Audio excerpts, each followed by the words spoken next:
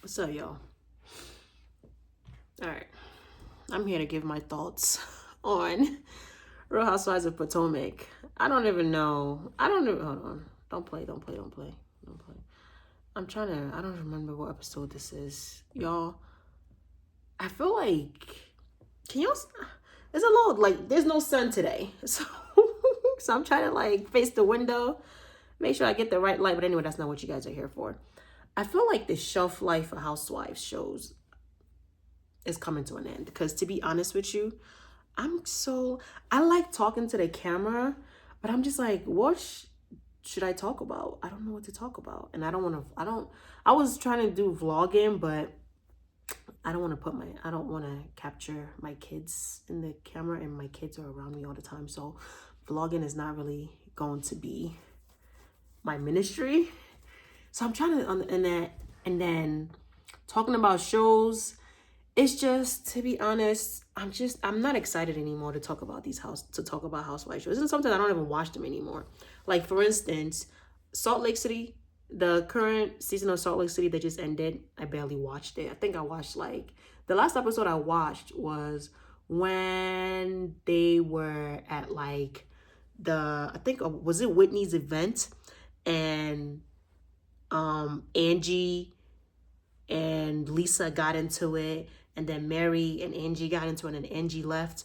That the episode where they had, was it a sidekick or a medium? I'm not really sure the difference between the two. That was the last episode of Salt Lake City that I watched, and I stopped. I was just like, ugh. And then for Potomac, the last episode that I watched, the last full episode I watched was when they were still in Nevis. I just lost interest, so I would just like catch clips of what is happening. Oh, I just realized I had this on here. So I would just like catch clips. Wait, did I do it the right way? I think it's supposed to go this way. Yeah, okay. That looks better. Was Nevis.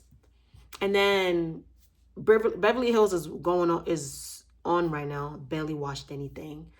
OC, I stopped watching OC last season, the episode when they told Katie to leave. Not because I was team Katie or anything, but because I just felt like they were bullying her. I felt like the way the whole cast just like turned on her and the way Emily just asked her to leave her house, I felt like that was wrong.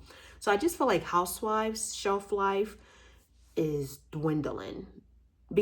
And then it's just like everything is so pre-produced. I remember back in the day, I stopped watching scripted television. I was heavily into reality TV. I watched all the Love and Hip Hop franchise. I watched the Black and Crew franchise. I was watching the Housewives franchise, Married to Medicine, and the current Married to Medicine, and all the other spin-offs that they had. I was watching everything reality TV show. Now, I'm just like, you can't even get me to watch a reality show now. I'm just like, I'm back to scripted TV. I know. But yeah. What was I gonna say? Oh, I feel like every time I come on here, like I'm always have to say rest in peace to somebody. Mary's son, Mary Cosby from Real Housewives of Salt Lake City. Her son passed away from alleged drug overdose. My heart goes out to Mary. Her son was 23 years old, and if we all remember from Salt Lake City, Mary has mentioned that, you know, he's battling with addiction, drug addiction. And I remember there was a clip at the reunion that aired a few weeks ago. Andy asked Mary about her son, and she talked about how he was in a police cell, in a police jail. And in her opinion, that was like the safest place for him to be, because at least she knows that he's still alive. And now a few months later, he's gone. I was like, damn, like I can't even imagine how Mary feels right now. Like, to be a mother and to lose your child, oh my God, like my heart breaks for her. And I hope that she has people that love her surrounding her.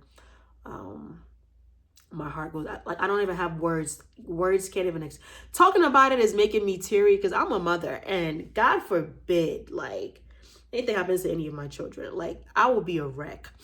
So talking about it is like is making me emotional. So you know what? Okay, we're gonna move on, because I don't want to talk about that. That's just I just feel like that's something that a parent should not have to experience, to bury your child. No. No, that shit. But I'm gonna dive into Potomac. Damn, we're already 4 minutes into the video. I'm gonna dive into Potomac. I don't want this video to be too long. Okay, Potomac reunion. What episode was this? What was this like? Season 10 Reunion Part 2, they could have kept this. To my opinion, they could have kept this episode because this episode really and talk about nothing. I'm tired of hearing about Chris and Stacy's alleged relationship. Okay, first of all, Chris was single, Stacy was single. If they got together, okay, whatever. So what? But let me back up. We start where we left off with Ashley's talking about some 6'7", 6'7". I still don't know what this means. I still don't know, and I'm not interested to Google it or to try to find out what that means. She was like, so Ashley was basically trying to read Wendy because Wendy asked Ashley. No, Wendy said that Ashley said to Wendy that you tried to diminish my. I think she meant to say diminish, but she said vilify. So she said to Wendy, you vilify my accomplishments. So Wendy is like, what is your accomplishment? She was like, well, I only have one credit card. I mean, one social security number. Wendy was like, I have one too. She's like, no, you got 6, 7. She was referring to the 67 or 64 credit cards that allegedly the police department found and that Wendy and Eddie were using allegedly. So Wendy made a great point. Like, if you had any accomplishments, you would name them. Like, girl, how are you mad at someone else dropping their accomplishments? And that's the thing. I feel like Wendy and Karen are literally the same person because Karen walks around like she has a chip on her shoulder. Like, you can't tell her anything. Like, she's better than everybody. But they're okay with that. But when Wendy is talking about her physical accomplishments with 4 degrees, all of a sudden everybody got a problem with this. Like, how dare this dark-skinned black woman come in here talking about awesome all her degrees? Like, no, we got to knock her down a peg. Well, y'all should knock Karen down a peg too, because Karen is over here walking around like she's a grand dame of everybody. Like, no. That brings me, because like I'm going off on a tangent. There's been clips of the reunion, how like they showed the clip of the next week's reunion. Karen pissed me off the way she was talking to Wendy. Because first of all, you're not about to talk to me like that. Like, pipe it down. Pipe it down. I know you just came out of prison and now you feel like you're like the mother hen. Like, no. Pipe down. I did not appreciate the way she was talking to Wendy. And I hope Wendy will clock her. And I hope Wendy will not let Karen like try to sun her like that. So I was like, actually, well, yeah, like if you had any accomplishments, oh my God, the sun is like, there's no sun. This video is going to be dark. Hold on. Let me see if I can do this. Okay. Let's see if we can get some. All right. There's literally like no sun. I'm facing the window and there is no sun. That's crazy. So what was I saying? Ashley and Wendy going back and forth. Wendy says that, oh, well, I found out that. No, Stacy says, well, Ashley didn't feel bad for Wendy for being arrested. And she talks about how she messaged Ashley, telling Ashley, oh, I'm not able to sleep. I'm so worried about Wendy. I'm like, first of all, why are you losing sleep over what Wendy did? I'm not losing. Why would you be losing sleep over that? Girl, that ain't got nothing to do with you. Go get your rest. And then Ashley was just like, well, that's what she deserves. And if Wendy and Eddie did that, that's what they deserve. Like, get the consequences. Why are we meant to feel bad for them for the bad decisions that they made? It's not like somebody is stole their identity and we're doing these things. Based on the evidence that are presented to us, there's a likelihood that Wendy and Eddie are guilty of what they're being accused of doing. Okay? Don't forget, they returned some of the items that they try to claim on they returned some of the items back to the stores and then try to claim those items on their insurance claim. There's a email from Eddie asking Wendy, hey, what else can we add to this claim to get the maximum payout? What else? There's a ring. Apparently there was a ring that they claimed on the insurance that was they claimed that the insurance was stolen, but the police department said that they identified it in one of Wendy's videos after she filed the claim and she was wearing the ring. So there's a lot of evidence that shows that, okay, they might be guilty. Was Ashley gloating? Maybe Ashley was gloating because she might have felt like, you know what, this will knock Wendy down a peg. But why is Ashley being crucified for not feeling bad for Wendy? That's the part I don't get. Okay, Stacey, you feel bad for her. That's fine. But don't crucify Ashley for not feeling bad for Wendy. I don't feel bad for Wendy because Like we are all going through ish in this life. But guess what? I'm not about to go do anything that's gonna jeopardize my freedom. I love my freedom way too much to do something stupid. I don't want somebody telling me where to wake up, when to take a shit, when to take a piss, when to go outside and touch grass. I don't want somebody telling me when I gotta turn the TV off. I don't know. I don't want to be in the room where my toilet and my bed are literally like two inches away from each other. No. And so that's why I am a law-abiding citizen. Okay? But yeah. So Ashley and Wendy, they're going back. I kind of wish Ashley would have just stood in business and just be like, yeah, I don't feel bad. I mean, if she did it, let her suffer the consequences. But then Ashley's like over there trying to like, oh, double down, like, because they asked her, why did she say Zen Wen is in the pen? When someone asked her how, during her performance, someone asked her, how do you feel about Wendy being in jail? She was like, Zen Wen is in the pen. And then she was like, oh, at first I thought it was fake. I thought it wasn't real. I mean, I'll be honest with you. When I first saw that headline, it was like, their mugshot. I thought it was AI. I was like, oh shoot. But guess what? I don't know these people, so I can say whatever. Well, not whatever I want, but so I can like, I don't know, feel however. But I guess Ashley, she's like in close proximity with them. But I don't know. I don't really know how to feel because Ashley's just weird. But I didn't like the way that her and Stacy was coming at her for saying that she doesn't feel bad for Wendy. She doesn't have to feel bad for Wendy. Why is that an issue? Anyway, moving on. I don't care anymore. I think they're gonna go. Andy's gonna get back into it next week's episode. But what was it? Monique came. I'm just gonna skip like the things that were important because anything else that there were being said. Oh my god! Another thing that irked me this reunion was like, between Jazzy and Kiarna. Oh my god! When Jazzy and Kiarna were talking, it felt like somebody was scratching on a chalkboard. I was just like, oh my god, shut up. And then Kiarna was just giving the energy like, I'm the HBIC. I'm the pretty girl. I don't gotta do nothing. I don't know, the way she was talking to Jazzy, like Jazzy is below her. I was like, girl, you're only 2 seasons in. You might be demoted next season. You don't even know if you're coming back. So why are you acting like this is your show and you don't gotta do anything and Jazzy gotta bow down to you? I was just like, whatever. But one thing I do like, I like how Angel stood on business with everybody. I want to see Angel come back, but without Kiarna. Because I want to see Angel stand on her own. So I feel like, but one thing I'm worried about Angel is her husband. Because they've already started trying to paint this narrative about her husband. So, Andy, when Monique came out, Monique is a beautiful woman. For her, Monique's face is like, she's a gorgeous woman. Monique is gorgeous. But that dress that she had on, Monique looked like a geometry project. She had like a big triangle. And then you see how like the producers, zoomed in on her leg. I was like, I feel like Monique was about to fly. All she needed to do was like, psh, and just fly away. But when Monique came out and Andy asked her about the comment that she made about Angel possibly overworking herself to please her husband and possibly, her husband not being of any help. But I'm just paraphrasing what Monique said. Monique she said this to the group. She didn't try to like pull Angel aside or have a one-on-one with Angel. She said this to the group.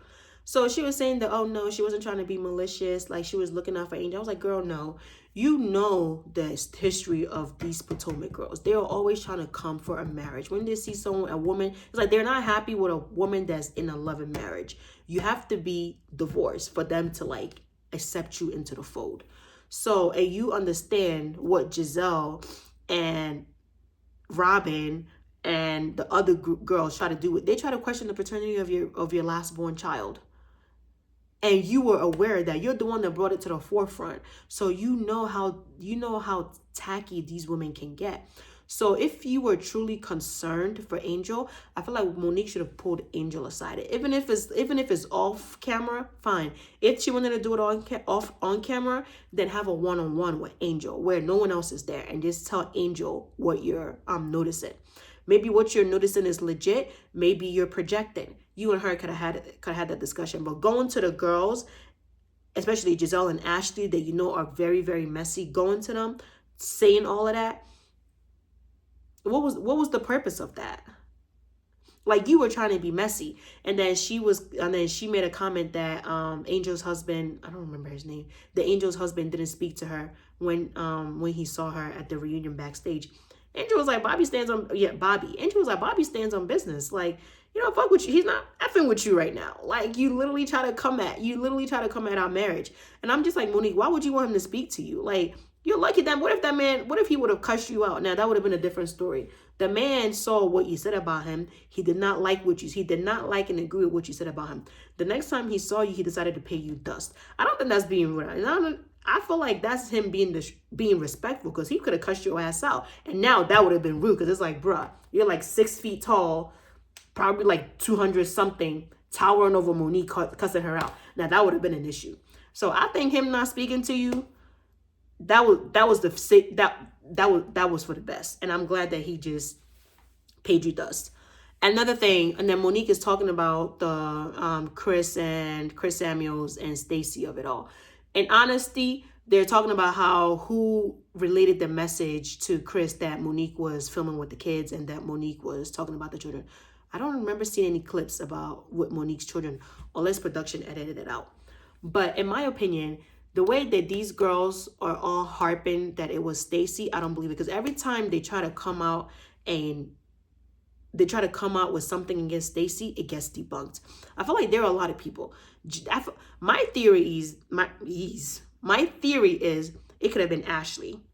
Ashley could have told, because Ashley talks to Cookie.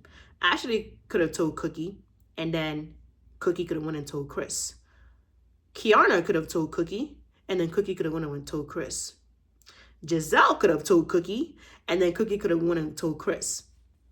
So, but why is it only Stacey? And then even Kiana even mentioned that after that moment where Monique was vulnerable with them, a few minutes later she was talking to Cookie. It's like, girl, so I'm like, but everybody just like brushed over that. Nobody like said anything. I'm like, girl, what were you talking to Cookie about a few minutes after that? So you're also a suspect. Stacey is not the only suspect, but they are so determined on making Stacey look bad that everything that they come up with backfires.